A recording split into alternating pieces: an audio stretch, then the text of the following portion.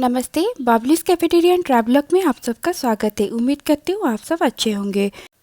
महाविषुव संक्रांति तथा पौना संक्रांति को उड़ीसा में नया साल के रूप में मनाया जाता है। उसी दिन पौना बना के भगवान जी के सामने पूजा भी किया जाता है और उसको पिया भी जाता है। तो उसी दिन तरह तरह की पौना बनाए जाते हैं, जैसे कि बेला पौना, छतुआ पौना और छेना पना और दही पना। तो आज मैं छतुआ पना की रेसिपी शेयर करने वाली हूँ। पहले भी मैंने बहुत सारे पना की रेसिपी शेयर किया है और उसके लिंक मैंने डिस्क्रिप्शन में दे दिया है।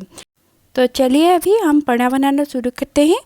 तो सबसे पहले एक बड़े से मिक्सिंग बोल ले लेंगे और उसके अंदर हम डालेंगे छतुआ। ये होममेड छतुआ है। छतुआ यानी कि गेहूँ, पोहा और कुछ ड्राई फ्रूट्स का पाउडर है ये, जिसको मैंने घर पर बनाया है और उसकी लिंक भी मैंने डिस्क्रिप्शन में दे दिया है, आप चेक कर लीजिएगा। ये मिक्स छतुआ है, आप चाहो तो प्लेन छतुआ भी इस्तेमाल कर सकते हो। उसके अंदर हम ऐड करेंगे दही। ये फ्रेश दही है, तो फ्रेश दही को जितना हम क्वांटिटी में छतुआ डालेंगे उतनी क्वांटिटी में हम फ्रेश दही भी ऐड करेंगे। खट्टा दही का इस्तेमाल आप ना कीजिएगा, क्योंकि खट्टा दही से उपना का टेस्ट बहुत बिगड़ जाता है। तो खट्टा दही का इस्तेमाल ना करके फ्रेश दही का इस्तेमाल कीजिएगा। उसके अंदर हम डालेंगे गुड़। गुड़ ऑथेंटिक वे में अगर आप बना रहे हैं तो गुड़ का इस्तेमाल कीजिएगा, वरना आप चीनी का भी इस्तेमाल करके पौना बना सकते हैं। उसके अंदर हम डालेंगे फिर केला। मैं यहाँ पे 2 केला इस्तेमाल कर रही हूँ। यहाँ पे जो भी चीज़ हम का इस्तेमाल करके पौना बनाएंगे वो आप आपके मर्जी के हिसाब से कम ज़्यादा कर सकते हैं। तो केला को हम अच्छी तरह से हाथ से माश करके फिर सारे चीज़ों को जो हमने डाला हुआ है अभी तक, वो सारे चीज़ों को हम अच्छी तरह से माश करके ले लेंगे। हाथ से अगर हम माश करके लेते हैं तो अच्छे से मिक्स हो जाता है, पौना का स्वाद बहुत अच्छा आता है। तो हम इसलिए हाथ से उसको अच्छी तरह से माश करके ले लेंगे। फिर हम इसके अंदर दूध डालेंगे। दूध आप फ्रीज़ के अंदर रखा हुआ, मतलब ठंडा दूध का ही इस्तेमाल कीजिएगा।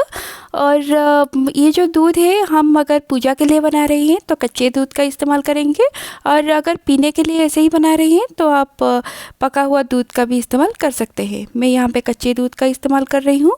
ये सबको अच्छी तरह से हम मिक्स कर लेंगे। ये पौना बहुत ही हेल्दी और डिलीशियस होता है, तो आप इसे घर पर ज़रूर ट्राई कीजिएगा। बहुत ही टेस्टी लगता है ये पौना। ये सारी चीज़ों को हम अच्छी तरह से एक बार मिक्स करने के बाद हम बाकी के इंग्रेडिएंट इसके अंदर ऐड कर लेंगे। हम जो भी इंग्रेडिएंट इसके अंदर ऐड करेंगे वो सारी चीज़ें फ्रेश है, यानी कि अभी हम पहले फ्रेश बना हुआ घर का छेना ऐड करेंगे, और छेना के बाद हम कुछ ग्रेटेड फ्रेश कोकोनट भी इसके अंदर ऐड कर लेंगे।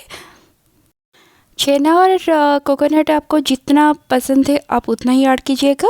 फिर ये सबको अच्छी तरह से एक बार मिक्स कर लेते हैं। फिर बाकी इंग्रेडिएंट हम इसके अंदर ऐड कर लेंगे।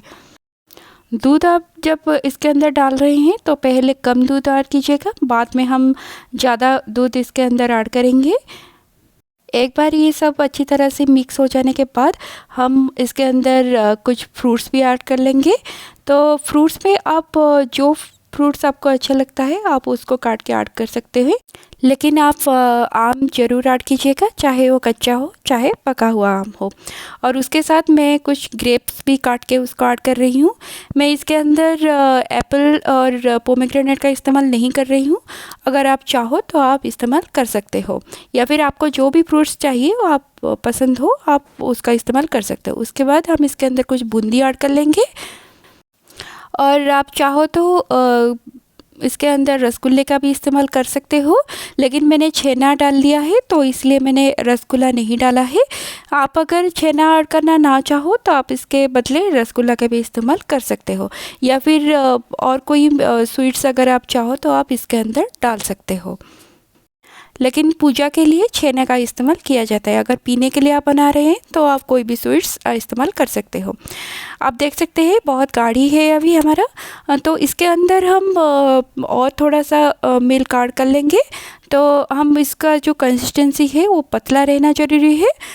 उसके बाद हम इसके अंदर कुछ इलायची का पाउडर और कुछ डाल देंगे काली मिर्च का पाउडर। फिर एक छोटा टुकड़ा अदरक का ले लेंगे, उसका ऊपर का छिलका निकाल के उसको थोड़ा सा ग्रेट करके उसको भी ऐड कर लेंगे। ये सारी चीज़ें डालने की वजह से जो हमारा जो पना है उसका टेस्ट बहुत ही बढ़ जाता है। तो ये सब चीज़ें आप पना के अंदर ज़रूर इस्तेमाल कीजिएगा। अदरक डालने के बाद हम एक बार इसको अच्छी तरह से मिक्स कर लेंगे। अगर इसका कंसिस्टेंसी ज़्यादा मोटा रहा तो हम इसके अंदर और थोड़ा सा दूध ऐड करेंगे, लेकिन मुझे लग रहा है अभी ये ठीक है। पना जितना कंसिस्टेंसी में रहना ज़रूरी है उतना ही है हमारा, तो इसके अंदर मैं और दूध का इस्तेमाल नहीं कर रही हूँ। आप देख सकते हैं अभी पना हमारा बन के तैयार हो गया है। बस इसके अंदर और थोड़ा सा ड्राई फ्रूट्स डाल देंगे। ड्राई फ्रूट्स के वजह से मतलब ड्राई फ्रूट्स का जो क्रंचीनेस रहता है उसके वजह से पना का टेस्ट और भी बढ़ जाता है। तो इसके अंदर मैं कुछ कटे हुए कैशू नट का इस्तेमाल करूँगी। आप चाहो तो आलमंड या पिस्ता का भी इस्तेमाल कर सकते हो, लेकिन इसके अंदर कैशू नट का टेस्ट ज़्यादा अच्छा लगता है, तो मैं इसलिए कैशू नट इसके अंदर इस्तेमाल कर रही हूँ। इसके अंदर जो भी चीज़ें आप डाल रहे हैं सब कुछ आप आपके हिसाब से ही इस्तेमाल कीजिएगा, यानी कि आप जितना क्वांटिटी में लेना चाहो आप उतने क्वांटिटी में ले सकते हैं। तो अभी हमारा जो छतुआ पना है वो बन के तैयार हो गया है। तो चलिए अभी उसको हम सर्व कर लेते हैं। आप चाहो तो इसके अंदर और थोड़े से बर्फ़ भी ऐड कर सकते हो, लेकिन मैंने ठंडा दही और ठंडे दूध का इस्तेमाल किया है, इसलिए मैंने बर्फ़ का इस्तेमाल नहीं किया है। बेसिक जो इंग्रेडिएंट्स है छतुआ पना बनाने के लिए वो है छतुआ, छेना और उसके साथ नारियल, केला और दूध और साथ में दही। और बाकी जो दूसरे जो फ्रूट्स है, ड्राई फ्रूट्स है, वो बिल्कुल भी ऑप्शनल है। आप चाहो तो उसको डाल सकते हो या फिर आप इसे स्किप भी कर सकते हो, लेकिन ये बेसिक चीज़ों का इस्तेमाल आप ज़रूर कीजिएगा छतुआ पना बनाने में। तो इस तरह से हम ग्लास में सर्व करने के बाद उसके ऊपर थोड़ा सा गार्निश कर लेते हैं। बाकी जो चीज़ें हमने इसके अंदर डाला हुआ है जैसे कि ग्रेटेड कोकोनट और छेना और बाकी के थोड़े थोड़े फ्रूट्स और ड्राई फ्रूट्स इसके अंदर थोड़े डाल के हम इसको गार्निश कर लेंगे, ताकि हमारा जो पना है वो दिखने में बहुत सुंदर लगेगा और पीने में बहुत मज़ा आएगा। तो इस तरह से आप पना बना के अपने भगवान जी के पास पूजा भी कर सकते हैं और उसे आप पी भी सकते हैं। तो इस पना संक्रांति को आप इसे घर पर ज़रूर ट्राई कीजिए और आपके अनुभव मेरे साथ ज़रूर शेयर कीजिए। साथ ही में अगर मेरी रेसिपी जो आपको अच्छी लगती है तो चैनल को सब्सक्राइब करना भी ना भूलिएगा। तो इसी उम्मीद के साथ आप सबसे अभी विदा ले रही हूँ। फिर मिलते हैं और एक न्यू वीडियो के साथ। तब तक अपना खूब ख्याल रखिएगा। गुड बाय, नमस्ते, टेक केयर।